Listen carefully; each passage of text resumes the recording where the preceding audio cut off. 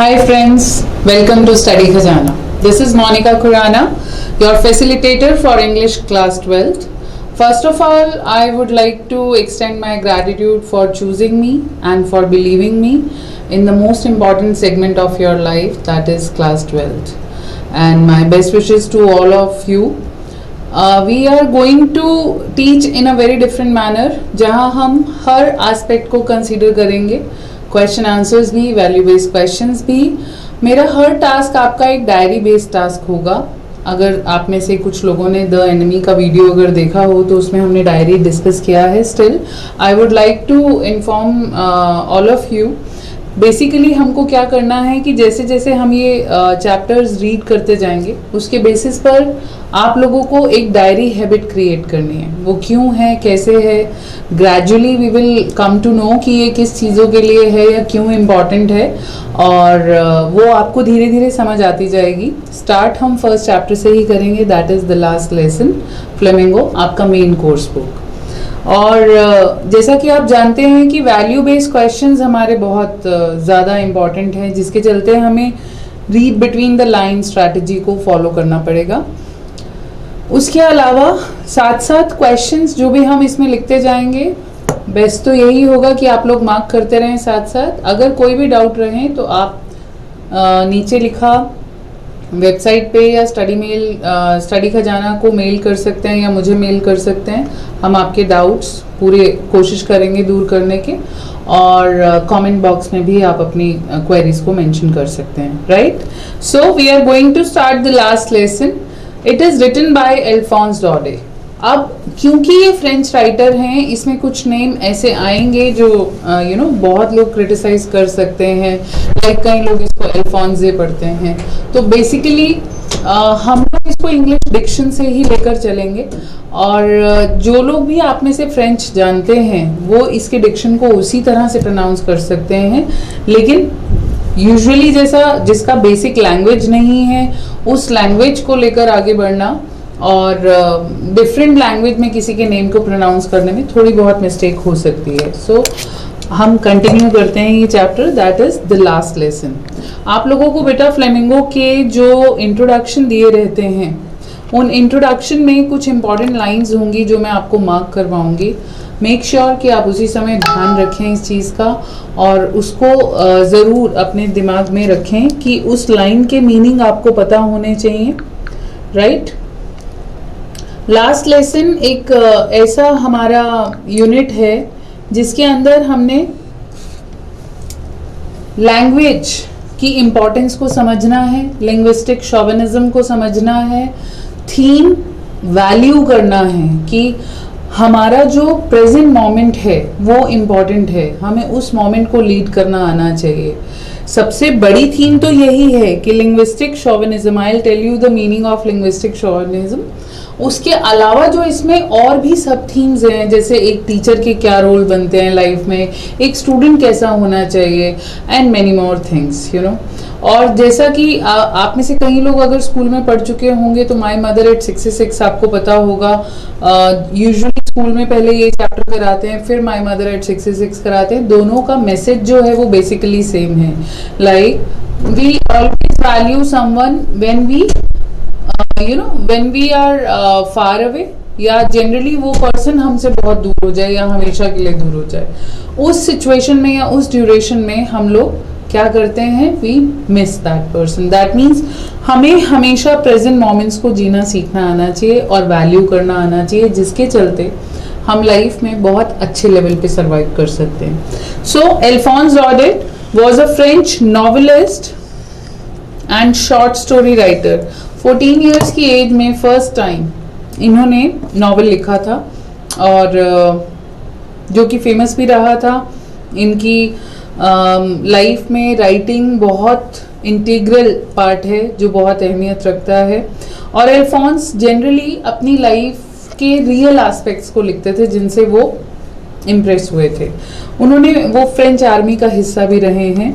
The last lesson is set. अब ये जो आपको लाइन है ये ध्यान रखनी है, क्योंकि कभी कभी क्वेश्चंस अगर वैल्यू बेस्ड आ जाते हैं या फिर कोई ऐसा क्वेश्चन आ जाता है कि स्पेसिफिकली आपसे पूछ ही लें कि ये कहाँ सेट हो रहा है या क्यों, किस सराउंडिंग्स में ये कहानी कही गई है, तो आप ये मार्क करेंगे, ये लाइन बहुत इंपॉर्टेंट है। It is set in the days of Franco-Prussian war 1870 to 1871, in which France was defeated by Prussia, led by Bismarck। तो उस दौरान जब लड़ाई चल रही थी तो फ्रांस की डिफीट हुई थी प्रूशिया से। प्रूशिया यहाँ पर अब आज की डेट में आप नाम नहीं सुनते होंगे, तो उस समय जो प्रूशिया के हिस्से थे वो 3 कंट्रीज थी, जर्मनी, पोलैंड और कुछ पार्ट ऑस्ट्रिया के। इन 3 को मिलाकर एक नाम बनता था, दैट वाज प्रूशिया, राइट। तो यहाँ पर हमने उसको प्रूशिया लिखा है। Then consisted of what now are the nations of Germany, Poland and parts of Austria. तो यहाँ आपको मेंशन करके दिया गया है ये बात। In this story the French districts of Alsace, now major जो स्टेट को यहाँ पर कवर किया जा रहा है वो है ऑलसेस। लॉरेन डिस्ट्रिक्ट की थी ये state, and Lorraine have passed into Prussian hands. तो कॉलोनियलिज्म था, आप सब जानते होंगे। यूजुअली वॉर में एक दूसरे के लैंड को अपने अंडर कर लेते थे या लोग लैंड वगैरह उनसे छीन जाते थे। फिर जो विनिंग कंट्री होती थी वो उस पर्टिकुलर जगह के रूल्स एंड रेगुलेशंस चेंज कर देती थी, लॉ एंड ऑर्डर चेंज कर देती थी, और सबसे पहली चीज़ जो रहती थी वो यही कि अब वो रूलिंग कंट्री की लैंग्वेज को प्रोनाउंस करेंगे। लैंग्वेज का इम्पॉर्टेंट रोल क्या है हमारी लाइफ में? लैंग्वेज हम लोगों को यूनाइट करती है। If you are understanding me right now just because you are getting my language, you are getting these things into your knowledge just because I am able to communicate in English and you are able to communicate in English। हम दोनों एक दूसरे की भाषा को समझ पा रहे हैं। तो खाली means of communication नहीं होता कोई भी लैंग्वेज। किसी लैंग्वेज में ही किसी भी कंट्री के हम क्या चीज़ें मेंशन कर सकते हैं, लाइक कल्चर उसका, हिस्ट्री उसकी, वहाँ के बेसिक लिटरेचर, वहाँ का सारा हर कुछ हम किसी कंट्री के बारे में जान सकते हैं, उनकी ट्राइब्स के बारे में, उनके माइथोलॉजी के बारे में। सब चीज़ के लिए हमें वो लैंग्वेज चाहिए। तो लैंग्वेज को कैसे बचाना है अपनी लाइफ में, वो बहुत इम्पॉर्टेंट मैसेज है जो हमें इस चैप्टर से मिलता है। So these two French districts of Alsace and Lorraine have passed into Prussian hands। तो ये डिस्ट्रिक्ट उनको दे दी गई। रीड द स्टोरी, दे क्या दी गई, छीन ली गई। Read the story to find out what effect this had on life at school. अब यूजुअली क्या होता है बेटा, जब वॉर होती है तो वॉर का सबसे बड़ा इम्पैक्ट जो है वो किन लोगों पर आता है? नॉर्मल पीपल, जो हम कॉमन मैन जो होता है वो। और हम कंट्रीज़ को जीतते हारते तो देखते हैं, लेकिन उसके इम्पैक्ट्स को बहुत कम लोग स्टडी कर पाते हैं। कितने लोग हैं जो सोल्जर्स हैं हमारे, वो तो कहीं ना कहीं उनकी लाइफ तो चली ही जाती है, उनकी कहीं ना कहीं किसी बहुत हद तक सफ़र करती है, लेकिन कॉमन पीपल भी हैं जिनकी लाइफ बहुत सफ़र करती है। तो इन सब का जो मेजर इम्पैक्ट आता है, जिस ईयर में वो वॉर आई हो उस ईयर में कोई बच्चा 12th में होगा, कोई बच्चा किस क्लास में होगा, तब उसके ऊपर क्या रहा होगा, तब उसका पूरा ईयर खराब हुआ होगा, या आगे फर्दर वो स्टैंड ले भी पाएगा अपनी लाइफ में या नहीं। तो छोटे छोटे बहुत से इश्यूज होते हैं वॉर के टाइम में। यहाँ पर जो डिस्कस किए गए हैं वो सिंपली क्या डिस्कस किए गए हैं, स्कूल पे इम्पैक्ट एक रूलिंग कंट्री का, एक विक्टिम पे, जब उसको रूल ओवर कर लिया जाता है। अब ये जो चीज़ है ना, ये बहुत इम्पॉर्टेंट है। फ्लेमिंगो के जितने भी चैप्टर्स हैं आप इन चीज़ों को बहुत ध्यान देंगे। क्यों ध्यान देंगे? क्योंकि ये एक ऐसे फ्रेजेस बन चुके हैं जिन्हें आप अपने आर्टिकल्स में, अपने लेटर में, अपने स्पीच में, रिपोर्ट राइटिंग में, कहीं पर भी आप इन्हें यूज़ कर सकते हैं। और मार्क्स कोई बम्बास्टिक वोकैबुलरी लिखने से नहीं मिलते हैं। मार्क्स आपको जब आपके राइटअप में पूरी एक अंडरस्टैंडिंग दिखती है, पूरा एक जनरल लेवल पे आपका आप कितना एक्सप्रेशन बेटर दे पाते हो, आप कितना कनेक्ट कर पाते हो, आपने जो चैप्टर्स अभी रीड किए एनसीईआरटी की तरफ से उनको आप कितना रिलेट कर पा रहे हो, उनके कितने लैंग्वेज को या उनके मैसेजेस को कितना घुमा पा रहे हो, इन सब चीज़ों में वो बहुत मैटर करता है। उसके अलावा वो कैब, अगर आपके 12th में जितने चैप्टर मेंशन हुए हैं, अगर आप उनमें से भी 100 या 150 वर्ड्स तक की भी वो कैब आप लर्न कर लेते हो तो भी आपकी इंग्लिश बहुत इफेक्टिव हो जाती है, प्रोवाइडेड आपने वर्ब, एडजेक्टिव, एडवर्ब इन सब के यूसेज को अच्छे तरीके से समझा हो। So let's proceed. जैसे जैसे इनका आता रहेगा, क्योंकि इसमें ये वर्ड्स पूरी तरह से लिखे नहीं है, लाइक थंब एट एजेस होना चाहिए था, ये चीज़ है नहीं। आपके पास बुक होगी, आप उसमें चेक कर सकते हैं। मैं साथ साथ यहाँ पे चैप्टर्स में आपको ये चीज़ बताती चली जाऊंगी। अब चैप्टर स्टार्ट होता है नरेटिंग मैनर में। नरेटर कौन है? जिसका थर्ड आई विजन है। नरेटर एक प्रोड्यूसर की तरह, डायरेक्टर की तरह, जिसको पूरी स्टोरी पता है मूवी की और उसके बारे में कोई नहीं जानता, लेकिन सबके मन का सब क्या एंड क्या होगा, बिगिनिंग क्या होगी, वो सब उसको पता रहता है। तो नरेटर की क्वालिटी जो है सबसे बड़ी वो होती है ऑब्जर्वेंट नेचर। और यहाँ पर अल्फोंस डॉडेन ने बहुत ही बेसिक ऑब्जर्वेशन के साथ और डीप ऑब्जर्वेशन के साथ अपनी कहानी कहते हुए ये चैप्टर स्टार्ट किया। आई से अगर हम कोई बात करते हैं तो बड़ी कन्विंसिंग हो जाती है। अगर मैं आपसे ये बात बोलूं, सो एंड सो मेरे नोन में पर्सन है, उसके साथ ये हुआ, उसके फर्दर रिलेशन में कोई है, ये आप कनेक्ट कम होंगे। अगर मैं आपको ये बात बोलूं कि मेरे साथ ऐसा हुआ, आप कनेक्ट हो सकते हैं मुझसे, डिपेंडिंग ऑन आपकी मेरी अंडरस्टैंडिंग क्या है। तो एक पर्सन जो अपनी लाइफ की स्टोरी हमें डिस्कस करने जा रहा है, उस पर्सन के चाइल्डहुड को सुनना और वॉर के इम्पैक्ट को स्टडी करना बहुत इंटरेस्टिंग हो जाता है। So it started with I, कि उन्होंने बताया वन डे ये स्कूल के लिए रेडी हो रहे हैं। आई started for school very late that morning and was in great dread of a scolding. In great dread, ये आपके लिए एक न्यू फ्रेज हो सकता है। इसका मीनिंग है इन ग्रेट फियर। ड्रेड का मीनिंग है, मैंने वहां लिख दिया, इन ग्रेट फियर, मतलब एक तरह से खौफ किसी चीज का। So I started for school very late that morning and was in great dread of a scolding. Scolding I hope आप सबको पता होगा स्कोल्डिंग किसे कहते हैं, रिब्यूकिंग, डांटना जिसे बोलते हैं। इनको बहुत डर लग रहा था कि आज तो डांट पड़ी ही पड़ी स्कूल से, आज की डांट को तो कोई नहीं बचा सकता, specially because M Hamel had said that he would question us on participles and I did not know the first word about them। तो ये पर्सन आपसे क्या कहना चाह रहा है? क्यों डांट पड़ेगी? क्योंकि एम हैमिल ने आज हमें क्वेश्चन करना है पार्टिसिपल्स पे। दैट मीन्स इनका टेस्ट है और वो टेस्ट जो है इन्होंने पूरा नहीं किया है, प्रिपरेशन नहीं की है। अब टीचर की डांट का डर लग रहा है।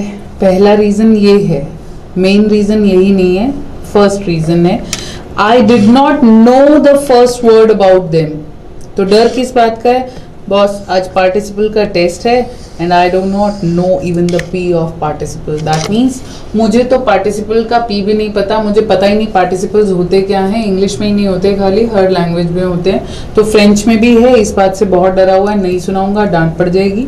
For a moment I thought of running away and spending the day out of doors.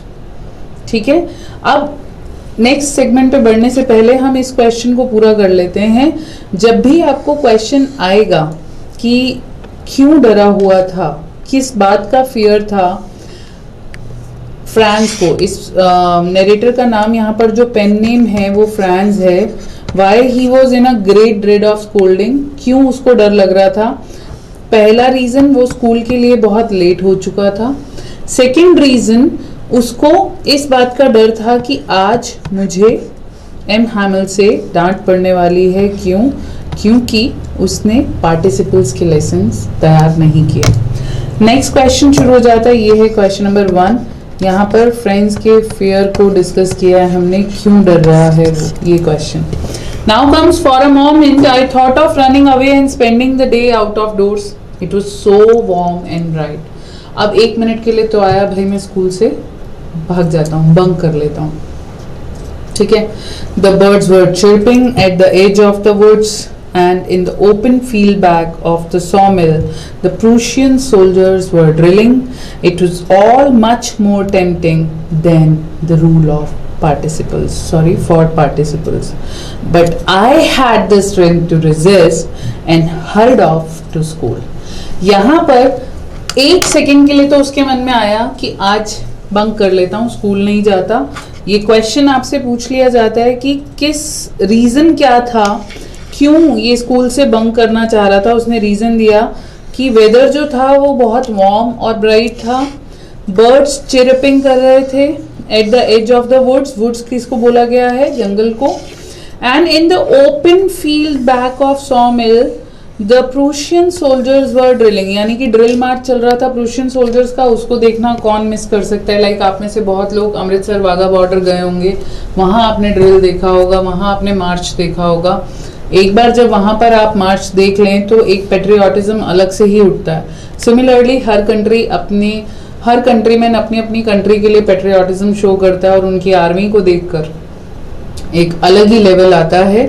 So it was all much more tempting than the rule for participles. तो ये जो है, इस बेसिक रीजन की वजह से फ्रांस इंटरेस्टेड नहीं है स्कूल जाने में. अब यहां पर क्वेश्चन क्या आता है कि क्यों फ्रांस इंटरेस्टेड नहीं है, रिलक्टेंट क्यों है. रिलक्टेंट के लिए तो आप यही रीजन देंगे. रिलक्टेंट का मीनिंग क्या होता है कि वो स्कूल जाना क्यों अवॉइड करना चाहता है. स्कूल जाना अवॉइड करना चाहता है या फ्रांस का फियर. कुछ भी पूछा जाए या रिलक्टेंस पूछी जाए, आंसर तो सेम है, क्योंकि उसको उस दिन लेट है और उसके पार्टिसिपल के लेसन तैयार नहीं है. अब उसका मन बंक करने का क्यों हो रहा है, क्योंकि पार्टिसिपल्स के लेसन से कहीं ज्यादा इंटरेस्टिंग है आउटसाइड एनवायरनमेंट.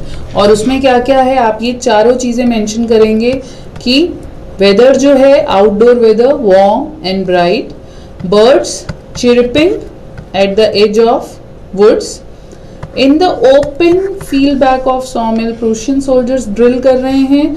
और ये सब बहुत टेम्पटिंग है. ये line specially as it is आएगी इनके रूल्स से, इसलिए वो बंक करने का मन हो रहा है. That means why he thought of bunking, कि ऐसे वेदर के हिसाब से ऐसा क्या चीज था जिसकी वजह से वो रिलक्टेंट हो रहा है और उसके बदले में वो क्या करना चाह रहा है. तो यहाँ पर ये चारों के चारों पॉइंट आपके मेंशन होने चाहिए. अभी तक हमने इतना सा पैराग्राफ किया है, 2 से 3 क्वेश्चंस हमारे रेडी हो चुके हैं. साइड बाय साइड अगर आप इसको समझते जाएं तो बहुत अच्छी बात है. अब आती है नेक्स्ट बात कि but I had the strength to resist and hurried off to school. Now comes value based question. So I am changing the marker. अगर आपको confusion लगे यहाँ पर, तो यहाँ पर हमारी value है और वो value क्या है, character. आप में से बहुत लोग कैरेक्टर को शायद इस चीज से एसोसिएट करें कि शायद किसी में बैड हैबिट्स है, like liquor, smoking and all, character खराब है, या वो लॉयल नहीं है अपने पार्टनर्स के लिए तो कैरेक्टर खराब है. No my dear, this is not the meaning of character. Basically character है क्या? कैरेक्टर वो है जब आप किसी के सामने भी और किसी के पीछे भी आप सेम हैं, मतलब आप मैनिपुलेटिव नहीं हैं. What you do when nobody is watching over you, वो आपकी जो उस समय का एक्शन है, that actually defines what your character is. तो बेसिक कैरेक्टर जो निकल कर आता है यहाँ पर, अभी तक इस फर्स्ट पैराग्राफ के बेसिस पर अगर हम फ्रेंड्स के बारे में बात करें जो आपको अपनी कहानी सुनाने जा रहा है, और बच्चों की तरह 2 मिनट लगते थे स्कूल से भागने में, बंक करने में, ठीक है, लेकिन उसे बहुत अच्छे से पता है कि मुझे नहीं जाना. क्यों? क्योंकि दिस इज नॉट गुड. आपको पता है अच्छे से मुझे होमवर्क मिला है, मुझे कल जाके शो करना है, टेस्ट होगा, जवाब देना है, knowingly this मतलब ये जानते हुए भी if you deliberately had not prepared your lesson, आप जानबूझकर अपना लेसन प्रिपेयर नहीं करते, तो you should have enough guts to face the taste of your medicine. अगर आप कोई काम ये जानते बूझते हुए नहीं करते और आपको पता है कि अगले दिन आप आंसरेबल हो उस चीज़ के लिए, तो आप में इतने गट्स होने चाहिए कि आप उन बातों का जो एक test of medicine idiom use किया मैंने, कि आप उसके रिजल्ट को बेयर कर सकें, और इसको बोलते हैं सेल्फ कंट्रोल. सेकेंड वैल्यू यहाँ पर हमें एक और मिलती है, that is self control and self belief. आप एक्सक्यूजेस नहीं बना रहे हैं बिल्कुल भी, तो बहुत स्ट्रॉन्ग कैरेक्टर है, बिल्कुल भी एक्सक्यूजेस में बिलीव नहीं कर रहा है. वरना यूजुअली क्या कहेंगे बच्चे, मैं भूल गया, मुझे पता नहीं था, मुझे याद नहीं रहा, मुझे आप लाइफ में एक ही चीज बना सकते हो, इधर एक्सक्यूजेस और सक्सेस. तो ये आप पे डिपेंड करता है. फ्रेंड्स का एक सिर्फ यही एक पैराग्राफ के अंदर हमारे सामने इतना बड़ा कैरेक्टर निकल के आता है कि पूरी बात अच्छे से हमारे सामने क्लियर है. काम उसका हुआ नहीं, जाके ऑब्वियसली डांट खाएगा ही खाएगा, लेट भी है लेकिन डेयरिंग है, करेजियस है, हिम्मत है. मैंने जो किया है वो गलत है या जानते बूझते नहीं किया, तो I am ready to face the test of my medicine. तो यहाँ पर आप इसको मार्क कर लीजिए. इस क्वेश्चन से रिलेटेड आपको यहाँ पर स्ट्रेंथ टू रेजिस्ट, आप लाइन जो मेंशन करेंगे वो यही लाइन मेंशन करेंगे, he had the strength to resist, that means he was courageous enough. ठीक है, फर्स्ट पैराग्राफ ओवर. हमें ये पता चला एक बच्चा है, स्कूल जा रहा है और स्कूल जाने के दौरान लेट है, पार्टिसिपल्स तैयार नहीं है, मन हुआ कि भाग जाऊं, बंक कर लूं, लेकिन अपने आप को रेजिस्ट किया. Let's see what happens next. When I passed the town hall, there was a crowd in front of the bulletin board. अब जैसे ही टाउन हॉल के पास से निकला, टाउन हॉल जैसे मेन सेंटर हो जाता है किसी भी जगह का, वहां पर बुलेटिन बोर्ड है. अब बुलेटिन बोर्ड के ऊपर भी आपको क्वेश्चन आता है. अब वो बुलेटिन बोर्ड का क्वेश्चन जो है वो क्या रहेगा कि बुलेटिन बोर्ड के दो क्वेश्चन आएंगे आपको. एक, बुलेटिन बोर्ड किस चीज का सिंबल है. दूसरा, बुलेटिन बोर्ड जो है वो उस दिन क्या लिखा था. तो ये दोनों बातें आपसे क्वेश्चन में पूछी जा सकती हैं. बुलेटिन बोर्ड जैसे पहले तो इतना मीडिया एडवांस नहीं था, टीवी वगैरह सबके यहाँ नहीं होते थे, 1870 की बात है ये. तो एक बुलेटिन बोर्ड होता था जिसके ऊपर सारी न्यूज़ आ जाती थी और वहीं से लोगों को पता चलता था क्या चीज़ ऑर्डर की जा रही है क्या नहीं. फॉर द लास्ट 2 years से, मतलब जब से ये वॉर चल रही थी, इनकी जितनी भी बैड न्यूज़ इनको मिलती थी उसका सोर्स बुलेटिन बोर्ड ही होता था. लॉस्ट बैटल्स, ड्राफ्ट मतलब अब फर्दर नया लॉ क्या बना, कौन सी बैटल्स हम हार गए, और कमांडिंग ऑफिसर्स के जितने भी ऑर्डर्स होते थे वो सब ऑर्डर्स यहीं पर लिखे जाते थे.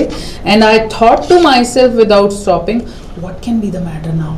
ऑलरेडी मैं लेट हूँ, भीड़ दिख रही है बुलेटिन बोर्ड पे, अब मैं यहाँ रुका तो मैं और लेट हो जाऊंगा, चलो बाद में देखता हूँ क्या होगा. तो यहाँ पर जो क्वेश्चन हमारा बनता है वो क्वेश्चन क्या बनता है कि बुलेटिन बोर्ड जो है किस चीज का सोर्स था.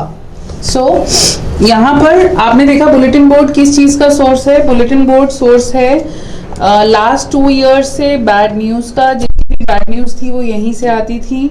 लॉस्ट बैटल्स का, ड्राफ्ट्स का, ऑर्डर्स का, इन सब चीज़ों का सोर्स है. कमांडिंग ऑफिसर्स के जितने भी हमारे ऑर्डर्स वगैरह आ रहे हैं वो सब यहीं से मिलते हैं. तो ये क्वेश्चन अगर आपको आएगा कि बुलेटिन बोर्ड किस चीज़ का सोर्स है इनके लिए, आपने यही आंसर उसके अंदर देना है. 3 questions रेडी. ओके, यहाँ तक कोई गड़बड़ हो तो आप एक बार फिर से इसमें रीड कर सकते हैं. अब इसके पास टाइम नहीं है, आगे जा रहा है वो. Then as I hurried by as fast as I could go, और मैंने जितनी जल्दी मैं वहाँ से जा सकता था मैं गया. कुछ मेरा देखने का मन नहीं था कि बॉस बहुत लेट हो चुका हूँ, अब एम हैमिल की डांट कोई नहीं खा सकता. तो अभी आप ये पढ़ रहे हैं तो आपको लग रहा होगा बहुत ही टेरिबल टीचर होगा, बहुत ही ज़्यादा एंग्री, हर तरह से क्रैंकी सा, जो बच्चों को बहुत टॉर्चर करता होगा. अभी वैसी सी इमेज आ रही है कि इतना खौफ, इतना डर इस बच्चे के अंदर. लेट्स सी क्या होता है आगे. Then I hurried by as fast as I could go. The blacksmith Wachter. अब वहां पर एक ब्लैकस्मिथ था। ब्लैकस्मिथ आप जानते हैं जो लोहे का काम करते हैं। Who was there with his apprentice. Apprentice कौन होते हैं? ट्रेनी के साथ अपने, मतलब जो अभी काम सीख रहे होते हैं उन बिगिनर के साथ वो वहां पर था, और उसका नाम था वॉचर। उसने बुलेटिन रीड करते करते इसको आवाज दी। क्या आवाज दी? आज उसने इन्हें आवाज दी, don't go so fast bub, you will get to your school in plenty of time. तो यहाँ पर उसने कहा इतना फास्ट जाने की जरूरत नहीं है, अभी बहुत टाइम पड़ा है तुम्हारे पास जाने के लिए, और आराम से जाना, क्यों इतनी जल्दी तुम्हें हो रही है? Like don't go so fast bub, you will get to your school in plenty of time, right. अब यहाँ पर क्वेश्चन आता है कि यूजुअली क्या होता है कि एक पर्सन जिसके मन में कुछ गलत किया है मैंने अगर, तो उससे रिलेटेड कोई बात अगर सुनाई देगी तो मैं अपने ऊपर ही लूंगा उस बात को, या मैं अपने ऊपर ही उस बात को मानूंगी। सो यहाँ पर क्या हो रहा है, ये ऑलरेडी लेट है। अब इसको लगा, सामने वाला कह रहा है अरे इतनी जल्दी जाने की क्या जरूरत है, अभी तो बहुत टाइम है तुम्हारे पास। अब इसने उस चीज को कैसे लिया? सार्काज्म, एक टॉन्ट के तौर पे कि लो ऑलरेडी लेट हूँ, स्कूल स्टार्ट होने वाला है, ये मेरा मजाक बना रहे हैं। उसको लगा कि शायद इसको ऐसा ही कुछ कहा जा रहा है, इसने बात नहीं सुनी और आगे निकल गया। तो क्या है? I thought he was making fun of me. तो इसने क्या सोचा कि जो ब्लैकस्मिथ है वॉचर, वो इसका मजाक बना रहा है, making fun of me, and reached M Hamel's little garden all out of breath. अब यहाँ पर जो क्वेश्चन है वो इतनी सी बात क्लियर होती है कि एम हैमल की जो क्लासेस हैं वो कहाँ चलती थी? उनके गार्डन में। Usually when school began there was a great bustle which could be heard out in the street. अब यूजुअल जो एटमॉस्फेयर या यूजुअल एनवायरनमेंट होता था स्कूल का, वो क्या होता था? बसल मीनिंग बहुत शोर, हब्बब, जितना ज़्यादा आप कहें बहुत ज़्यादा शोर रहने वाला स्कूल में। तो जो यूजुअली हर स्कूल का एक रूटीन होता है कि बहुत भागदौड़ होती है स्कूल में, which could be heard out in the street. तो इतना केओस होता है स्कूल के अंदर जब स्कूल स्टार्ट होता है, जिसे हम बाहर स्ट्रीट, गली में भी सुन सकते हैं। The opening and closing of desk, opening closing of desk भी आपको सुनने में आ सकता है। लेसन्स रिपीटेड इन यूनिसन्स, मतलब कोई अपना बैग, ड्रॉर में बैग रख रहा है, कुछ पेंसिल बॉक्स निकाल रहा है, टीचर्स रजिस्टर निकाल रही हैं सब। और यूनिसन क्या होता है? एक ही आवाज़ में, लाइक टीचर क्लास में आए, गुड मॉर्निंग मैम, तो सब आप एक ही साथ बोलना शुरू हो जाते हो। तो in same tone at the same time, जब सारे एक साथ बोलते हैं। एक होता है यूनिसन, एक होता है कोरस। तो कोरस जो है वो सिंगिंग जब एक साथ करते हैं, जो बैकग्राउंड में बोला जाता है, और मेन लीड के पीछे जब गाते हैं उसे कोरस बोलते हैं। जो आपके क्रिसमस कैरल्स होते हैं उसमें भी कोरस ही गाता है, ग्रुप ऑफ सिंगर्स। लेकिन यूनिसन जो होते हैं वो ज़रूरी नहीं है सिंगिंग टर्म में हो, वो कोई एक बात होती है जो एट द सेम टाइम सब लोग एक साथ बोल सकते हैं, या फिर मंत्रास वगैरह भी रिसाइट हो सकते हैं। So lessons repeated in unison very loud with our hands over our ears to understand better. मतलब अपनी आवाज़ सुनने के लिए अपने ही कानों पे हाथ रखना पड़ता था ताकि हम आवाज़ को समझ पाएं। And the teacher's great ruler rapping on the table, और हमारे टीचर का स्केल, जो आवाज़ हमें सुनाई देती थी, जो टेबल पे वो रैप करते रहते थे। But now it was also still. लेकिन आज ये क्या हुआ? सब कुछ शांत है, बहुत शांत, बहुत शांत। अब इसको लगा कि मैं तो कुछ ज़्यादा ही लेट हो गया, इससे बेहतर था कि बाहर चले जाता पहले। ये आज ज़्यादा ही डेयरिंग हो गई, तो हो सकता है ज़्यादा डांट पड़े। लेकिन I had counted on the commotion to get to my desk without being seen. अब ये क्या सोच के आया था? कमोशन क्या होता है? डिस्टर्बेंस। कमोशन होता है डिस्टर्बेंस। यहाँ पे मार्क कर रही हूँ, आप इसको मेंशन कर लेना। डिस्टर्बेंस किसी भी तरह की।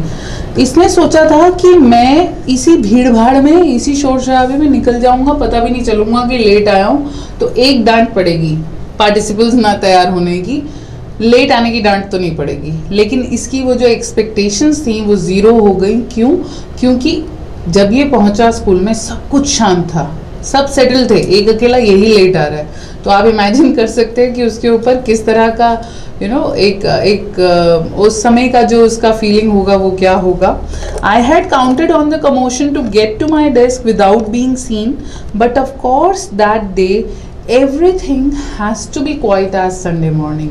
लेकिन इसने कहा ऑफ कोर्स उस दिन क्या होना था, उस दिन सब चीज़ों को शांत होना ही था संडे मॉर्निंग की तरह. और क्या था उस दिन, एकदम काम, एकदम स्टिलनेस संडे मॉर्निंग के जैसे. ठीक है. Through the window, I saw my classmates already in their places and M. Hamel walking up and down with his terrible iron ruler under his arm. Terrible iron ruler. तो अब आपको और लगेगा कि एम हैमिल जो हैं ये और ज़्यादा स्ट्रिक्ट हैं, क्योंकि लोहे का स्केल ये रख के चल रहे हैं और उनके आर्म के नीचे ही है और वो क्लास में अप एंड डाउन कर रहे हैं. सो I had to open the door and go in before everybody. अब मुझे क्या करना था, मुझे तो दरवाज़ा खोल के सबके सामने क्लास में जाना था.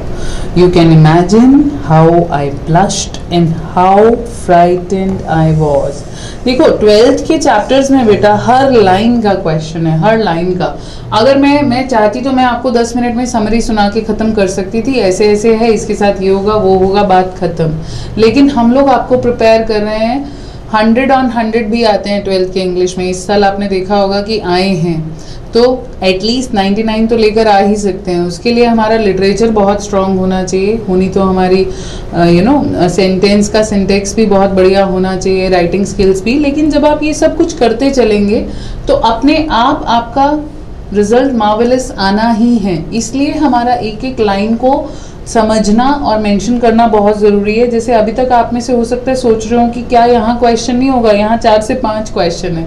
तो मैं थोड़ा सा एक्सप्लेन कर रही हूँ अभी आपको, फिर इस पैराग्राफ के क्वेश्चन बताऊंगी क्या क्या आ सकते हैं. सो अब इसने कहा यू कैन इमेजिन. यू इसने किसके लिए लिखा है? यू इसने आप स्टूडेंट्स के लिए लिखा है, रीडर्स के लिए लिखा है. क्यों? Because you guys are in a same boat. आप अच्छे से जानते हैं कि क्लास में जब लेट पहुँचे, क्लास शुरू हो चुकी है और आजू बाजू सब सेटल्ड हैं, तो एक अकेला बच्चा जो लास्ट में आ रहा है उसका क्या हाल होगा टीचर के थ्रू और बाकी स्टूडेंट्स के थ्रू, वो इसने यहाँ पर मेंशन किया. तो यहाँ पे 2 बातें हैं. पहला, एक फीलिंग है कि वो ब्लश कर रहा है. ब्लश क्यों कर रहा है? यूजुअली क्या होता है कि आप लोग जब कुछ गलत करो या डांट पड़ रही हो तो हम सिर नीचे करके, आँख बंद करके या सिर नीचे करके खड़े हो जाते हैं. ऐसा लगता है जैसे कोई नहीं देख रहा. वो तो हम नहीं देख रहे, सबकी नज़रें तो हमारे ऊपर ही हैं. ठीक है. तो ब्लश इसलिए कि आज फिर फ्रेंड्स जो हैं यही कहने लगे हैं वाओ आज तो क्लास लग गई इसकी अच्छे वाली, तो वो जो फ्रेंड्स मिलके मज़े लेने वाले हैं इसलिए ब्लश. फ्राइटेंड किस लिए? फ्राइटेंड इसलिए कि बाप रे आते ही क्लास लग गई और एम हैमिल तो बहुत ज़बरदस्त सुनाने वाला है.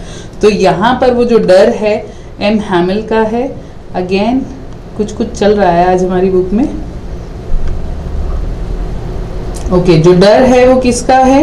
एम हैमिल का है. और ब्लश वो क्यों है कि फ्रेंड्स में बहुत खींचातानी होने वाली है फिर से, कि आज फिर से तेरी क्लास लगी, बहुत मज़ा आया. तो फ्रेंड्स के सामने एक प्रेस्टीज इशू का सवाल है. तो यहाँ पर ये चीज़ हुई, लेकिन नथिंग हैपेंड. अब सबसे बड़ा शॉक यही है कि बॉस कुछ नहीं हुआ. एम हैमिल ने कुछ नहीं बोला. उसने इनफैक्ट बहुत पोलाइटली ये कहा कि go to your place quickly little friends, we were beginning without you. आप जो हैं जाइए बैठिए अपनी जगह पे, हम तो आपके बिना शुरू करने वाले थे. अब पहली बात कि एक स्ट्रिक्ट टीचर आपको कुछ नहीं बोल रहा है एज पर योर एक्सपेक्टेशन, और बोला तो बहुत पोलाइट बोला. सॉफ्ट हार्ट वाला पर्सन तो वहीं हार्ट अटैक आ जाए, ये हुआ क्या आज मेरे टीचर को. तो बहुत बहुत बहुत शॉक लगा इसे स्कूल पहुंचते ही, क्योंकि पहले तो कमोशन थी नहीं, वहाँ डिस्टर्बेंस नहीं था. उसके बाद जो प्रॉब्लम था वो क्या था कि क्लास स्टार्ट हो चुकी थी, अब जाना था तो डर लग रहा था, लेकिन एम हैमिल ने कुछ नहीं कहा. और क्या हुआ, उन्होंने बहुत पोलाइटली ये कहा कि हम तुम्हारे बिना क्लास शुरू करने जा रहे थे, जाओ जाके बैठो. I jumped over the bench and sat down at my desk. मैं जंप करके एकदम से अपने डेस्क पे जाके बैठ गया. Not till then when I had got a little over my fright. और तब तक तो फ्राइट माने डर, फियर, जब तक मैं अपने डर पे काबू नहीं पा गया, घबराहट, नर्वसनेस जो उसको हो रही है, did I see that our teacher had on his beautiful green coat. और तब इसने नोट किया, ओए आज तो हमारे टीचर ने बहुत ही बढ़िया कपड़े पहन रखे हैं, ग्रीन कोट, फ्रिल शर्ट के साथ, और फ्रिल शर्ट साथ में, सो frill shirt, black silk, little black silk cap, all embroidered. अब जरा सा डर पे काबू हुआ तो क्या नजर आया कि आज हमारा टीचर बहुत अच्छे कपड़ों में आया हुआ है सामने। अब स्टूडेंट्स तो ऑब्जर्व करते ही हैं अपने टीचर को, that he never wore except on inspection and prize days. अब ये क्वेश्चन आ सकता है कि कपड़ों की यहाँ पे क्या नोटिस करने वाली बात थी, वो ये क्योंकि एम हैमल कभी भी ये कपड़े जो थे ऐसे रेगुलर ओकेजन पे नहीं पहनते थे, वो सिर्फ 2 ही दिनों पे ये पहनते थे, या तो जब इंस्पेक्शन होनी हो स्कूल की या फिर जब प्राइज डेज हो, मतलब प्राइज डिस्ट्रीब्यूशन सेरेमनी हो। Besides, the whole school seemed so strange and solemn. इसके अलावा पूरा स्कूल बहुत अजीबोगरीब सा फील हो रहा था, बहुत शांत, बहुत शांत। But the thing that surprised me most was to see on the back benches that were always empty, the village people sitting quietly like ourselves. और सबसे ज़्यादा हैरान कर देने वाली बात इसे क्या लगी, सबसे ज़्यादा शॉकिंग एलिमेंट ये था कि क्लास में जो बैक डेस्क हमेशा खाली रहते थे, आज वो फिल थे, और उस पर कौन थे, सारे villagers. Old Hauser with his 3 cornered hat, the former mayor, the former postmaster. Old Hauser इन्होंने यहाँ पे बोला है तो हो सकता है विलेज का बहुत ही रिस्पेक्टेड वेनरेबल पर्सन हो। 3 कॉर्नर हैट मतलब वो हैट जिसके 3 कॉर्नर होते हैं, और जैसी इस पिक्चर में दिखाई गई है पहनी हुई। द फॉर्मर मेयर, वहाँ के जो एक्स मेयर रह चुके हैं। Farmer postmaster, several others besides. Everybody looked sad, और सबके सब बहुत सैड दिख रहे हैं।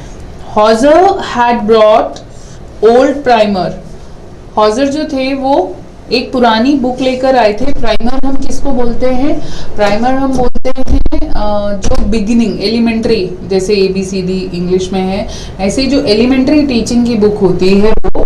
Thumbed at the edges, thumbed at the edges का मीनिंग क्या है, ये फ्रेज है, इसका मीनिंग है वॉर्न एंड टॉर्न कंडीशन में। जैसे कोई बुक होती है तो वो एजेस से खराब हो जाती है, जैसे टॉर्न पोजीशन में आ जाती है। And he held it open on his knees with his great spectacles lying across the pages, और वो उन्होंने अपने नीज पे रखी हुई थी और अपने स्पेक्स जो थे उनके ऊपर। ठीक है, अब यहाँ तक हमारे कम से कम 4 या 5 क्वेश्चंस निकले, तो हम जरा थोड़ा सा देखते हैं कि अभी तक हमारा क्या क्वेश्चन निकला है। 2 पार्ट है बेटा। पहला क्वेश्चन तो ये है कि यूजुअल एटमॉस्फेयर जो था वो स्कूल का क्या होता था। ठीक है, अब यहाँ पर मैं क्वेश्चन मेंशन कर रही हूँ, आप प्लीज इस वाले पैराग्राफ के लिए वो क्वेश्चन देख लो। यूजुअल एटमॉस्फेयर क्या होता था स्कूल का। यूजुअल एटमॉस्फेयर मतलब जब भी स्कूल आओ तो रेगुलर डेज में स्कूल कैसा होता था। इन्होंने यहाँ पे बताया ग्रेट बस, ये टर्म्स आनी चाहिए जो कि स्ट्रीट में सुनी जा सकती थी। ओपनिंग क्लोजिंग ऑफ डेस्क के साउंड, लेसन्स जो यूनिसेंस में रिपीट किए जाएं, उसके अलावा टीचर के रूलर का साउंड जो टेबल पे बार बार रैप करता रहता था। ये तो यूजुअल डेज में स्कूल का एनवायरनमेंट होता था। अब नेक्स्ट पैराग्राफ में जो आएगा, I am marking with another colour, इस क्वेश्चन को आप क्वेश्चन नंबर 5 लिख लो कि उस दिन अनयूजुअल क्या था। ये बहुत इंपॉर्टेंट क्वेश्चन है, बहुत सारे स्कूल्स में यही क्वेश्चन कवर करते हैं। अनयूजुअल अबाउट दैट डे, उस दिन सबसे अनयूजुअल क्या था, या ऐसी क्या चीज़ थी जो उसने एक्सपेक्ट की लेकिन वो हुई नहीं। ठीक है, तो अनयूजुअल जब हम पूछेंगे आप यही लिखेंगे, क्या क्या है मैं मार्क कर देती हूँ। पहला एज इट इज़ ये लाइन आनी चाहिए, it was as quiet as Sunday morning, still लिखो या काम लिखो, लेकिन संडे मॉर्निंग ज़रूर आना चाहिए उस पर। हम इसको डिफाइन कर रहे हैं, ठीक है, इसमें। उसके अलावा क्लासमेट्स जितने भी थे सब सेटल थे अपने प्लेसेस में। M Hamel was walking up and down. उसके बाद हाउ फ्राइटन हाउ ब्लश तो मैं आपको सिखा ही चुकी हूँ, ये क्वेश्चन नंबर 6 लिख लो कि इसका मीनिंग क्या है स्टेटमेंट का, फ्राइटन एंड ब्लश्ड का, ये क्वेश्चन, ठीक है। अनयूजुअल के बारे में अभी हमने क्या किया, it was as quiet as Sunday morning. Second हमने ये किया कि फ्रेंड्स वगैरह सब सेटल हो चुके थे। उसके अलावा इनका जो टीचर है बहुत पोलाइट था, बजाय गुस्सा होने के बहुत polite. M Hamel extra polite, ठीक है। उस दिन बहुत प्यार से ट्रीट किया, जहां अभी तक पूरा रास्ता सिर्फ इसी बात के काटते हुए आया कि डांट पड़ेगी डांट पड़ेगी डांट पड़ेगी, लेकिन आगे जाके कुछ हुआ नहीं। तो थर्ड पॉइंट आपने आंसर्स पॉइंट में नहीं करना है वहां पर, प्लीज। मैं यहाँ पॉइंट लिख रही हूँ तो आप ये मत सोचना कि आंसर्स आपने बोर्ड में जाके 1 2 3 मार्क करके लिखने हैं, नहीं। मैं यहाँ पर पॉइंट इसलिए मेंशन कर रही हूँ कि आपके ये पॉइंट्स कवर होने चाहिए। आंसर आप उसी पैराग्राफ में लिखेंगे। अपना अगर उससे रिलेटेड कोई व्यू होगा तो वो आप एक लाइन छोड़ के नेक्स्ट पैराग्राफ शुरू कर देंगे, लेकिन 1 2 3 कभी भी आंसर में मार्क नहीं करते हैं। इंग्लिश में कभी भी नंबरिंग के साथ आप आंसर नहीं करेंगे। ये मैं आपको इसलिए दे रही हूँ कि ये वाले पॉइंट्स आपके छूटने नहीं चाहिए। Got it? Okay. So we were beginning without you, extra polite. Fourth thing क्या थी, इनका जो टीचर था वो बहुत ही ब्यूटीफुल क्लोथ्स में था। Green coat, frill shirt, little silk shirt थी या कैप थी, लिटिल ब्लैक सिल्क कैप, सारी एम्ब्रॉयडर्ड।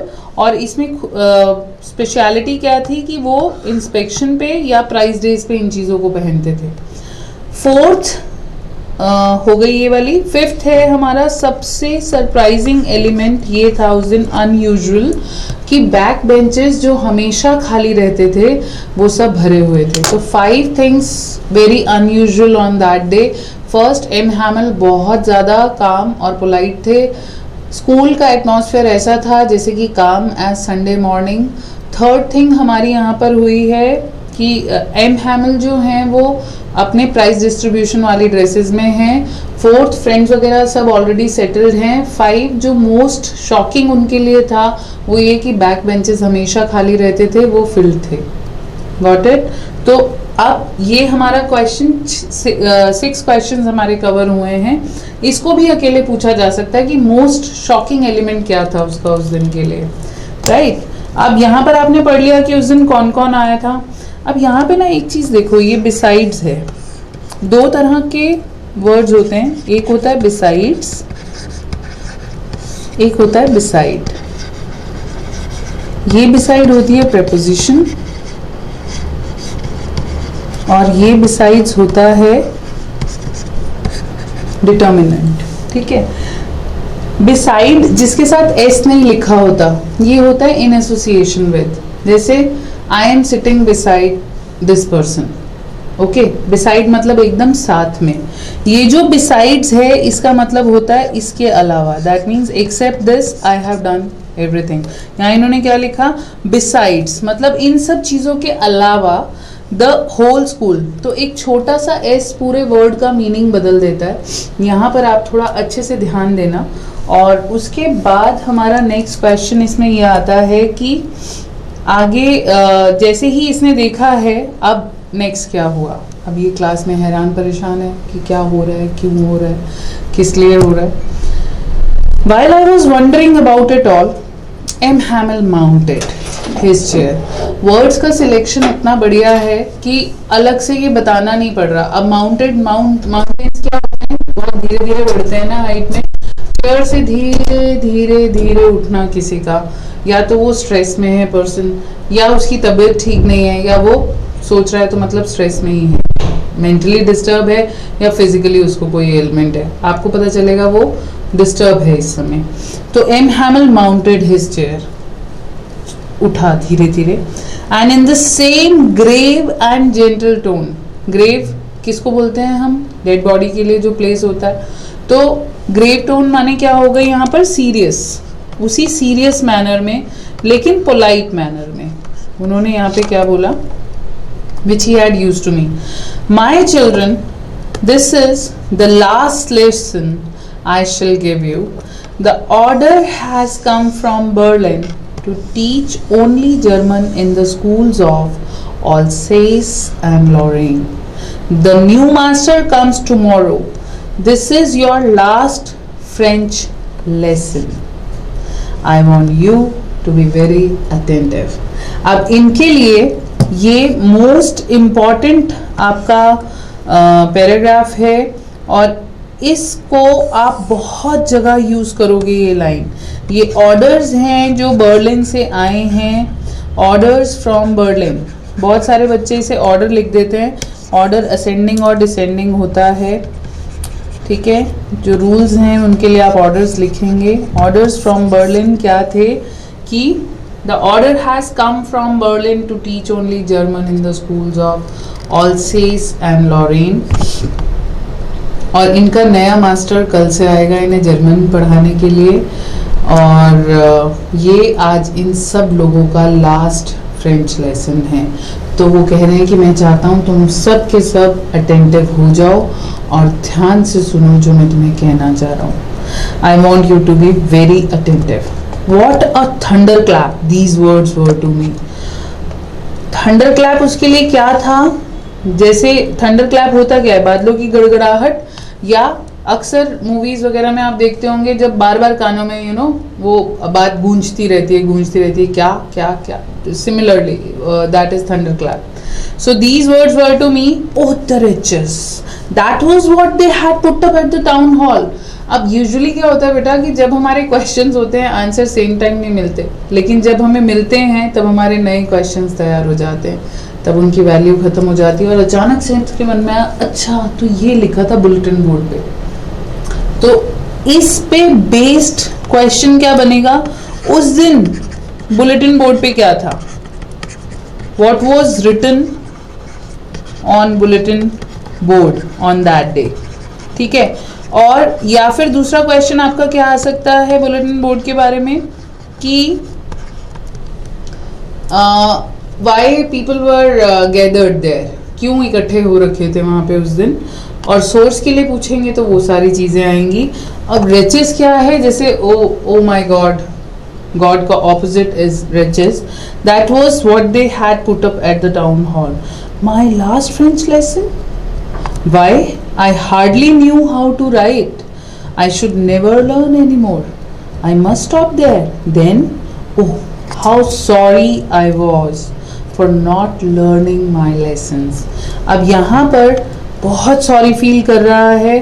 सबसे पहले तो वो हैरान हुआ है, थंडर क्लैप की तरह उसको वर्ड्स लगे हैं उसके, और वाई क्वेश्चन आया इसके मन में कि अभी तो मुझे लिखना भी नहीं आता, अभी तो मुझे रीड करना भी नहीं आता और मुझे रुकना पड़ेगा, मुझे कोई और लैंग्वेज सीखनी पड़ेगी। हाउ सॉरी माने बहुत ज़्यादा रिमोर्स, बहुत ज़्यादा रिग्रेट फील कर रहा है for not learning my lessons, for seeking birds eggs और गोइंग स्लाइडिंग ऑन द सार। बहुत ज़्यादा बैड फील कर रहा है कि मैंने अपने सारे लेसन्स वेस्ट कर दिए। किस लिए? या तो कभी बर्ड्स के एग्स देखने खड़ा हो जाता था, या सार यूरोप की बहुत बड़ी रिवर को बोलते हैं, और स्लाइडिंग आप समझ सकते हो, रिवर पे स्लाइड जनरली ये भी बोलते हैं कि वो स्लाइडिंग जैसे स्विंग रहे हों, लेकिन सार रिवर का नाम है तो यूरोप की ही स्टोरी है, तो आप उसका इमेजिनेशन यहाँ पे लगा सकते हो। अब क्वेश्चन यहाँ पर ये बनता है कि क्या खाली यही दो एक्टिविटी में इसने ये अपना पूरा टाइम बर्बाद कर दिया और इसने अपने लेसन्स नहीं समझे? नो, ये सिर्फ और सिर्फ मेटाफर है जो यहाँ पर दिए गए हैं, बर्ड एग और गोइंग स्लाइडिंग ऑन द सार। ये मेटाफर है। इन मेटाफर्स के थ्रू क्या समझाया गया है कि हम लोग कितनी वेस्टफुल एक्टिविटीज़ की वजह से, खेलना कोई वेस्ट नहीं होता, लेकिन अगर आप खेलने के दौरान अपनी पढ़ाई को इंटरफेयर नहीं करने देते तो you do not have right to interfere your study time with your other issues. आपको अपनी पढ़ाई को भी उतना ही टाइम देना चाहिए जैसे आप अपनी मस्ती के लिए या अपने एंटरटेनमेंट के लिए और भी बहुत सारी चीज़ें करते हैं। तो ये मेटाफर खाली ये 2 चीज़ें नहीं करता था, ये बहुत करता था। मतलब पढ़ाई इससे छुड़वा लो, बाकी सब काम करा लो। लेकिन यहाँ पर इसने सिंपली यही चीज़ कही कि कितना सॉरी फील कर रहा हूँ अपने उन लेसन्स के लिए जो मैंने नहीं पढ़े इन वेस्टफुल एक्टिविटीज़ को करने के लिए। My books that had seemed such a nuisance a while ago, so heavy to carry. My grammar, my history of the science were old friends now that I couldn't give up. जो मेरी books अभी थोड़े time पहले तक मुझे एक burden की तरह फील हो रही थी, अब मुझे वो प्रेशियस लगने लग गई हैं। क्यों? क्योंकि अब वो मुझसे छीन रहा है कोई, अब मुझे उसकी वैल्यू का एहसास हो रहा है। हम लोगों की लाइफ की सबसे बड़ी प्रॉब्लम ये है कि जो हम चीज़ों को यूज़ कर सकते हैं, जो हम चीज़ों को समझ सकते हैं, हम उन्हें यूटिलाइज नहीं करते या हम तब उनकी वैल्यू नहीं करते। यही बात यहाँ पर सबसे टफ लग रही है उसे। और सो हैवी टू कैरी, अब ये क्या लग रही है उसे? I couldn't give up. M Hamel too, मतलब मेरा टीचर भी। अभी जहाँ थोड़ी देर पहले तक उसको उसकी बुक्स न्यूसेंस बेकार की चीज़ लगती थी, एम हैमल सबसे टेरिबल टीचर लगता था। The idea that he was going away, that I should never see him again, made me forget all about his ruler and how cranky he was. सब चीज़ें भूल गया कि कितना चिड़चिड़ा है, कितना गुस्से वाला है, कितना, मतलब अब इसको एम हैमल से भी सिंपैथी होने लग गई कि मेरे टीचर का क्या होगा। सबसे बड़ा शॉक तो इनको तो जो लगा सो लगा कि फ्रेंच लैंग्वेज नहीं पढ़ाई जाएगी। आप मिस्टर हैमल के बारे में सोचिए कि मिस्टर हैमल 40 इयर्स आगे चल के आपको पता चलेगा कि उनको हो गए हैं पढ़ाते हुए। उन्होंने भी अपनी लाइफ को बड़ा फॉर ग्रांटेड ले लिया था कि अब मुझे कौन हटाएगा, मुझे तो यही काम आता है। किसी को पता था कि 40 इयर्स के बाद उनको अपनी लाइफ की सेकेंड इनिंग शुरू करनी पड़ेगी? किसी को भी नहीं पता था। इसीलिए कहते हैं कि हमें हमारा कोई भी टाइम, कोई भी पर्सन, कोई भी चीज़, यहाँ तक कि studies, profession, success, money, relation, कोई भी चीज़ हमें फॉर ग्रांटेड नहीं लेनी चाहिए। टाइम सिर्फ अभी का है। आप इस मोमेंट में इस चीज़ को जितना वैल्यू कर सकते हो करो। आगे वाले टाइम में वो चीज़ आपकी रहेगी, पर्सन आपका रहेगा, सक्सेस आपकी रहेगी, मनी आपका रहेगा या नहीं रहेगा, हु नोज, कोई नहीं जानता इस चीज़ को।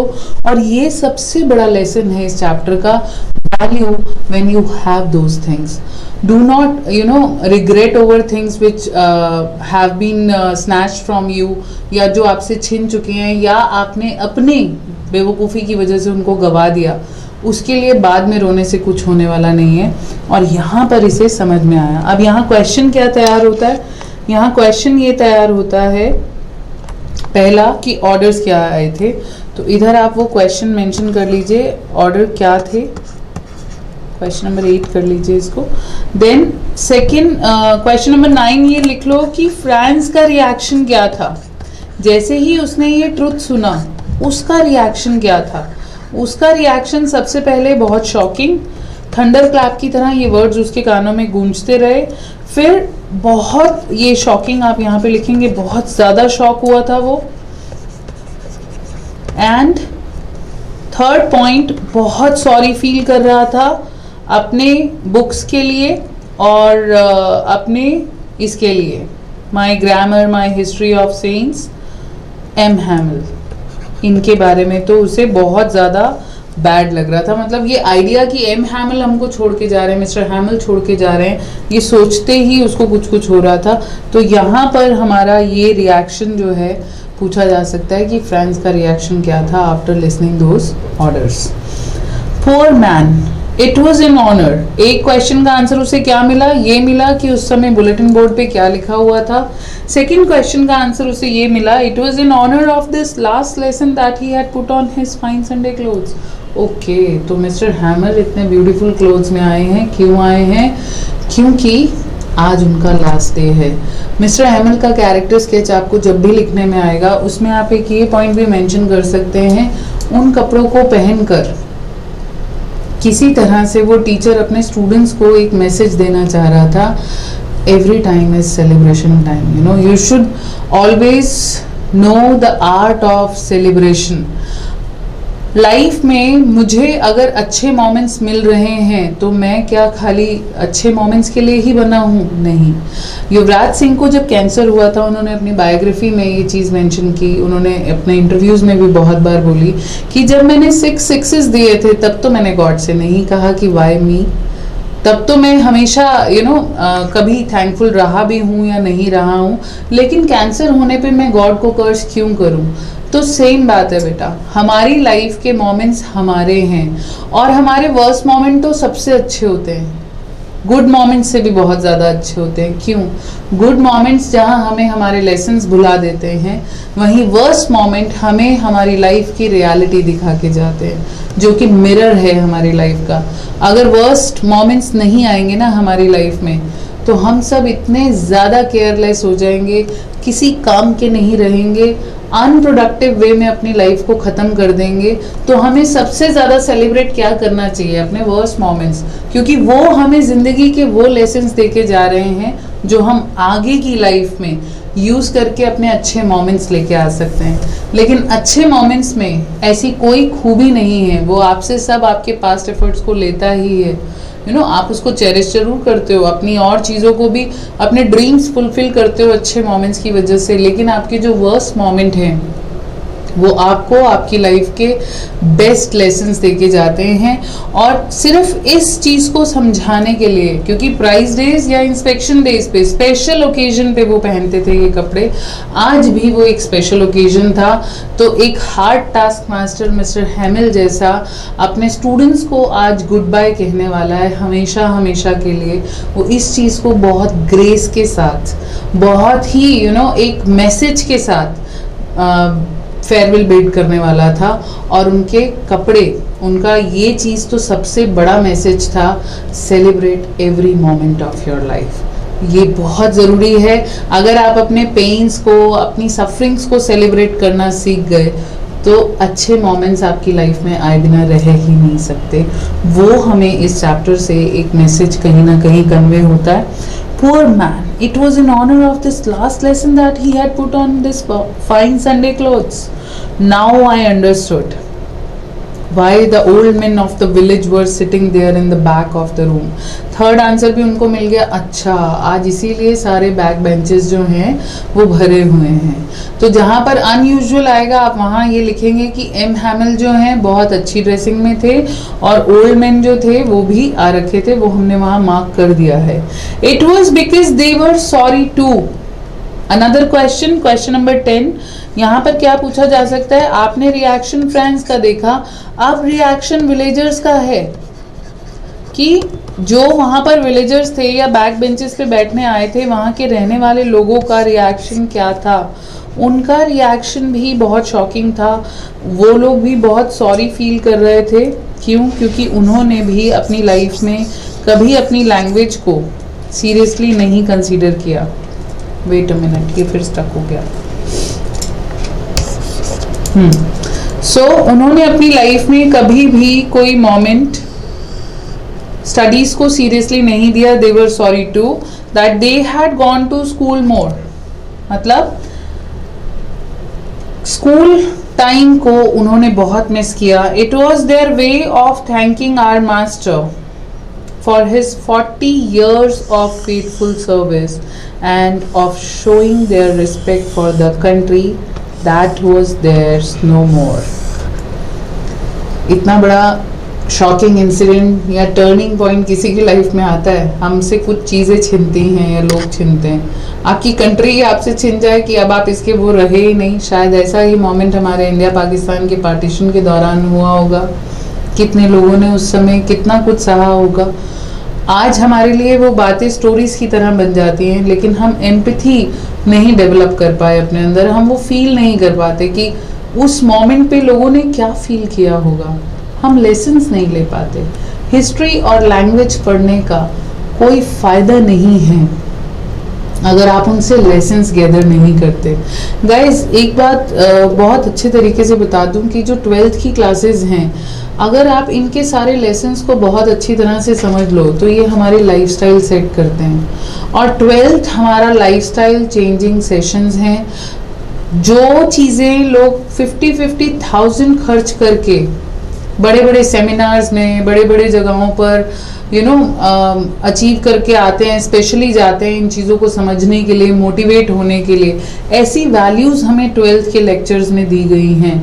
और हम स्टडी खजाना में पूरी कोशिश कर रहे हैं इस बात की कि आप तक वो मोटिवेशनल वैल्यूज़ पहुंच सकें और कहीं ना कहीं आप उनसे मोटिवेट होके अपनी लाइफ में कुछ अच्छे स्टेप्स ले पाएँ। वो हमारी कोशिश है कहीं ना कहीं, और इसीलिए हम एक लाइन की भी अगर कुछ हिडन लाइंस हों हम उन्हें छोड़ने को बिल्कुल भी तैयार नहीं होते और आपको वो चीज़ें कन्वे करते हैं टाइम टू टाइम। तो यहाँ पर ये सब के सब सॉरी फील कर रहे हैं। क्यों? क्योंकि इन्होंने भी अपने मोमेंट्स को वैल्यू नहीं किया। तो मैंने क्या कहा आपसे, टाइम इज नाउ और नेवर। अभी ही है जो है। अभी देखिए, आप मुझे अगर करीब हाफ एन आवर से सुन रहे हैं तो पिछला हाफ एन आवर तो हिस्ट्री हो गया, बिल्कुल हिस्ट्री हो गया। अगले 5 मिनट जो हम बनाएंगे अपनी लाइफ के, वो हमारी मेमोरी हो सकते हैं। ये मुझ पे डिपेंड करता है कि मैं उसे अच्छा बनाऊं टाइम या मैं बुरा बनाऊं। अगर हर इंसान की सोच ऐसी हो जाए तो सोचो कितनी अच्छी मेमोरीज हम लोग गैदर करेंगे। और ऐसी ही एक ब्यूटीफुल मेमोरी मिस्टर एम हैमिल देना चाहते हैं किसको? अपने स्टूडेंट्स को। एक टीचर ट्रू सेंस में उस दिन गुरु बन के वहाँ से निकलना चाहता है। और लेट्स सी क्या होगा। तो रिएक्शन ऑफ विलेजर्स मार्क कर देती हूँ मैं। सबसे पहला आप उनका भी यही वर्ड मेंशन जरूर करेंगे, they were sorry too. Second, they were there to pay their gratitude, यानी कि थैंक्स। थर्ड, वो 40 इयर्स ऑफ फेथफुल सर्विस के लिए थैंक्स करने आए थे और अपनी रिस्पेक्ट शो करने आए थे for the country that was not. Tribute पे करने आए थे, इसके लिए आप यहाँ पे टर्म ट्रिब्यूट भी लिख सकते हो। उस कंट्री के लिए अपनी ट्रिब्यूट्स देने आए थे जो अब इनकी नहीं रही। ट्रिब्यूट इज श्रद्धांजलि, ठीक है। तो ये बहुत इंपॉर्टेंट क्वेश्चन है। While I was thinking of all this, I heard my name called. अब ये सब कुछ फ्रेंड्स के दिमाग में चल रहा है। अब छोटा बच्चा ही है, अभी इतना सब कुछ चल रहा है, बहुत अच्छी बात है। I heard my name called. It was my turn to recite. अब मेरी बारी थी रिसाइट करने की। बहुत ग्रेसफुली मिस्टर हैमिल एक एक लेक्चर लेंगे, reading, writing, listening and speaking, ये चारों सेशन वो लेंगे लैंग्वेज के। So I heard my name called, it was my turn to recite, what would I not have given to be able to say that dreadful rule for the participle all through, very loud and clear and without one mistake. मतलब क्या होगा अगर मैं नहीं बोल पाया बिना mistake के, और मैं ड्रेडफुल रूल मतलब डराने वाला जो ये रूल है अगर मैं ढंग से नहीं कर पाया, but I got mixed up on the first word and stood there holding on to my desk. अपना डेस्क पकड़ के मैं वहीं पर कंफ्यूज हो गया पहले वर्ड पे और मैं चुप हो गया। माई हार्ट बीटिंग, जोर जोर से मुझे घबराहट, नर्वसनेस हो रही है। Not daring to look up, हिम्मत ही नहीं है एम हैमिल को वॉच करूं, नहीं कर सकता। लेकिन एकदम से पोलाइट वॉइस सुनी इसने एम हैमिल की। He said to him, I won't scold you little Franz, you must feel bad enough. अब आप बताइए, एक टीचर अगर इतनी अंडरस्टैंडिंग रखता है तो हम उसे कैसे एक टेरिबल टीचर बोल सकते हैं? टीचर को यहाँ समझ आ रहा है कि मेरा जो स्टूडेंट है इसको खुद को कितना बुरा लग रहा होगा सबके सामने ह्यूमिलिएट होता हुआ देख के, ठीक है। आज के ट्रेंड अलग है, काफ़ी बच्चे ये कहते हैं कि मैम हम एंजॉय करते हैं, हम ये बात, हम वो बात, लेकिन ये दुनिया को बेवकूफ़ बना सकते हैं आप, हमें नहीं। कहीं ना कहीं डीप डाउन द हार्ट हर किसी को फील होती हैं अपनी ह्यूमिलिएशंस। कोई उनको सुनना बंद कर देता है तो कोई उनको दिखाना बंद कर देता है और कोई अपने आप से देखना भी बंद कर देता है। टीचर का काम है उस बच्चे की रियलिटी, ओरिजिनलिटी बाहर लेकर आना। और वो यहाँ उन्होंने कहा कि मैं तुम्हें स्कोल्ड नहीं करूँगा क्योंकि तुम्हें खुद बहुत बुरा लग रहा होगा। See how it is, every day we have said to ourselves, I have plenty of time, I learn it tomorrow. तो उन्होंने कहा देखो होता क्या है, रोज़ हम अपने आप से क्या कहते हैं, अभी तो बहुत टाइम है मेरे पास, कल कर लूँगा, परसों कर लूँगा। हमारे हिंदी में भी तो दोहा है ना, काल करे सो आज कर, आज करे सो अब, जिसको बिगाड़ के रख दिया बहुत लोगों ने। लेकिन this is I have plenty of time, I learn it tomorrow, कि मैं कल कर लूँगा। And now you see where we have come out. और अब आप देख रहे हैं कि हम लोग यहाँ से कहाँ आए हैं। That is the great trouble with all says. तो इस लाइन से पता चलता है कि ये ऑलसेज के रहने वाले हैं, एम हैमल और ये फ्रेंड्स। तो इन्होंने कहा आपको पता है ऑलसेज के साथ सबसे बड़ी प्रॉब्लम यही है, she puts off learning till tomorrow. तो शी कोई लड़की नहीं है यहाँ, जैसे भारत को हम माता बोलते हैं, सिमिलरली ऑलसेज का जेंडर शी लगाया गया है यहाँ पे, ऑलसेज डिस्ट्रिक्ट का। उसने कहा कि बिगेस्ट प्रॉब्लम जो ऑलसेज के लोगों के साथ है वो है procrastination. Now what is this procrastination? Delaying the things. Procrastination, PROCRASTINATION, meaning हम अपने काम को डिले करते रहते हैं। धीरे धीरे हम आपसे डिस्कस करेंगे सक्सेसफुल होने के लिए वो कौन सी 7 और 8 चीज़ें हैं जो हर इंसान के अंदर होनी चाहिए। सबसे पहली वीकनेस ये है, एक इंसान जो अपने काम को बहुत लटकाता है सक्सेसफुल तभी होगा जब नहीं लटकाएगा। अब वो सक्सेसफुल होगा या नहीं डिपेंड करता है उसकी चॉइस पे कि वो अपनी इस हैबिट को सुधारना चाहता है या नहीं सुधारना चाहता। क्योंकि हैबिट्स बेटा हर तरह की बन सकती हैं, गुड भी और बैड भी। आप लोगों ने एक प्रोवर्ब सुना होगा, old habits die hard. Habit है क्या? हैबिट कुछ नहीं है, रिपीटेड एक्शंस हैं। आज से 40 दिन तक आपने अक्सर सुना होगा बहुत सारी जगहों पे 40 दिन के नियम लेना होता है, 21 दिन के नियम लेना होता है। वो क्यों होता है? वो हमारे एंसेस्टर्स ने एक आदत डेवलप करने के लिए हम सबके लिए कुछ एक एक रिचुअल्स बना के छोड़ दिए। हम उसको सिर्फ रिलीजियस जगहों तक ही ले गए, हम उसको अपनी रियल लाइफ पे इम्प्लीमेंट नहीं कर पाए। तो हैबिट क्या है? Repeated actions. आप एक एक्शन बार बार करो वो आपकी हैबिट बन जाती है। अब एक काम जो आप बार बार करने जा रहे हो वो आपकी हैबिट है। मेक श्योर कि वो अच्छी हो, वो बुरी ना हो, क्योंकि ओल्ड हैबिट्स डाई हार्ड। आदत जितनी पुरानी हो जाएगी उतनी बदलनी मुश्किल हो जाएगी। मेक श्योर आपकी ओल्ड हैबिट्स अच्छी हों। तो ये प्रोक्रेस्टिनेशन तो दीमक है एक इंसान के अंदर। अगर हम अपने काम लटकाते चले जाएंगे तो एक दिन वो आएगा जहां हम जिन चीज़ों को डिजर्व करते हैं ना, वो चीज़ें भी हमसे छिन जाएंगी, वो भी हमारे पास नहीं रहेंगी। और वो इन्होंने कहा कि that is the great trouble with Alsace, she puts off learning till tomorrow. Alsace की सबसे बड़ी प्रॉब्लम उन्होंने डिस्कस की कि ये अपनी प्रॉब्लम को आने वाले कल पर छोड़ देते हैं। Now those fellows out there will have the right to say to you. अब देखो जो लोग तुम्हारे ऊपर आ रहे हैं रूल करने के लिए, उनको पूरा राइट है ये कहने का, how is it you pretend to be Frenchman and yet you can neither speak nor write your own language, but you are not the worst poor little Franz, we have all a great deal to reproach. तो आज हम जो and है वो यहीं पर करेंगे, क्योंकि ये लाइन बहुत इंपॉर्टेंट है। इसे डिस्कस करने में भी हमें चाहिए कम से कम 10 से 15 मिनट। आज का हम टास्क देंगे पहले आपको। सो बेसिकली यहाँ पर वो समझा रहे हैं कि देखो तुम्हारा कसूर नहीं है अकेला, हम सबके साथ यही प्रॉब्लम है कि हम चीज़ों को डिले कर देते हैं, और डिले करने की वजह से आज हम इस जगह पर बैठे हैं। सामने वाला आकर आपको बोलेगा और आप कुछ नहीं कह सकते, आपने अपनी लैंग्वेज को वैल्यू नहीं किया, कुछ नहीं, कहाँ स्टैंड कर रहे हो आप लोग, अपने आप को ये बात बोलते हो। तो ये चीज़ के चलते अब क्वेश्चन इस पे जो बनेगा वो नेक्स्ट क्लास में ही बनेगा। आज मैंने आपको याद होगा अभी हमारा स्टार्ट होते ही मैंने आपसे डायरी राइटिंग के लिए आपको गाइड किया है, और वो डायरी राइटिंग में आप लोगों ने रोज़ का कुछ ना कुछ टास्क जो हम देंगे वो, प्लस आप अपने अच्छे और गुड मोमेंट्स को ज़रूर लिखा करें, गुड एंड बैड। उसके अलावा 2 चीज़ें जो हम कहते हैं कि एक ग्रैटिट्यूड होता है कि आज आप किस चीज़ के लिए थैंकफुल हैं। दूसरा लेसन, आज आपने कुछ ऐसा सीखा जो आप अपनी पूरी लाइफ याद रखना चाहते हैं। वो लेसन एक प्रॉमिस भी हो सकता है आपका खुद से, तो उस चीज़ को आप मेंशन करेंगे डायरी में। आज आप अपने आप को कुछ बातें समझाएंगे। जैसे यहाँ का सबसे इम्पॉर्टेंट चीज़ है कि हम वैल्यू नहीं करते चीज़ों को, फॉर ग्रांटेड लेना शुरू कर देते हैं। तो आज आप अपने आप को एनालाइज करेंगे कि ऐसी कौन सी चीज़ें हैं जिनमें आप अपने आप को बिल्कुल ढीला छोड़ रहे हो। आपको जो चीज़ें मिली हुई हैं जो दुनिया में किसी के पास नहीं है, आप उनकी वैल्यू नहीं कर रहे हो।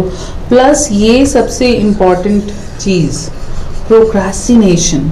आप देखिए आपके अंदर अगर ये वाली हैबिट तो नहीं डेवलप हो रही है कहीं चीज़ों को लटकाने की। अगर डेवलप हो रही है तो बिलीव मी, अपनी आदत हम खुद सुधार सकते हैं, हमें कोई बाहर से नहीं मिलेगा ठीक करने वाला। अगर आप लोग इस तरह का डिसीजन ले रहे हैं कि ऑनलाइन बैठ के पढ़ रहे हैं और ये आपका खुद का इनिशिएटिव है, तो आप लोग सेल्फ हैबिट वाले बच्चे हैं, सेल्फ लर्निंग वाले बच्चे हैं, आप लोग तो ये काम बहुत अच्छे से कर सकते हैं। और इस चीज़ को अगर आपके अंदर पाया गया आप ही के थ्रू, तो इस चीज़ को ठीक करने की जिम्मेदारी भी आपकी है। आज के लिए डायरी राइटिंग का टास्क यही है, ज़रूर करें। और फिर हमें अगर आप बताना चाहें तो बता भी सकते हैं कि आपको कैसा फील हुआ। वो सब डायरी राइटिंग लिखकर या ये हैबिट डेवलप करके एक हैबिट है जो बनने जा रही है। साथ ही साथ हमारा ना सेक्शन बी बहुत अच्छा हो जाएगा, दैट इज़ राइटिंग। ठीक है, और इसी नोट पे आज हम यहीं पर इसको एंड करेंगे। Thank you very much for listening till now. Stay connected. Thank you.